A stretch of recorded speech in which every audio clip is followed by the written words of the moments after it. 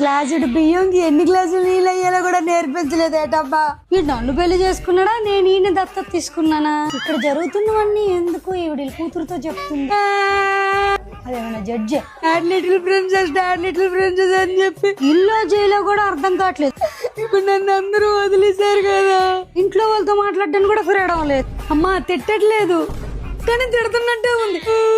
ఎటు వర్క్ చెయ్యాలి, పని చెయ్యాలి, ఇది బాగుంది. అమ్మాయితో సమానంగా చూస్తున్నాం అని చెప్తున్నారు. ఈ బోడిగా నా సైడ్ మాట్లాడుతున్నాడా వాళ్ళ సైడ్ మాట్లాడుతున్నాడా అర్థం కాదు. మా అమ్మాయితో కంపేర్ చేసి చూస్తామని చెప్పాలి కానీ ఈడే పెద్ద విలన్ లాగా ఉన్నా. పీకి పాకం పెట్టేస్తుంటే ఇంకేం డాడ్ లిటిల్ ప్రిన్సెస్. నేను వర్కింగ్ ఉమెన్ అర్థం కావట్లేదు, హౌస్ వైఫ్ ను అర్థం కావట్లేదు. నాకు వచ్చిన మ్యాగీకి, పెరుగన్నంకి, గుడ్డ ఆమ్లెట్ కి రెండు కలిపి కొట్టేస్తున్నారు నాకు ఇల్లు. ఇదేమో మునక్కాయ పులుసు ఎడదావా ఎగిరెడదావా అంటున్నారు. తర్వాత మాట్లాడతామా.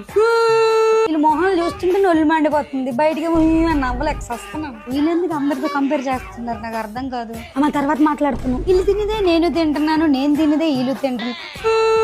వీళ్ళకి ఎందుకు ఎంత ఒళ్ళిపోయేయగలను. జుట్టు అన్నాక ఊడి నేల మీద పడుతుంది, దానికి కూడా ఒక టాపిక్ ఏనే. వాళ్ళ కూతురు గురించి బాధపడిపోతుంది. ఓకే మరి నన్నెందుకు బాధ పెట్టడం. సన్ స్క్రీన్ రాసుకున్నా మేకప్ అంటున్నారే. తర్వాత మాట్లాడతామ్మా.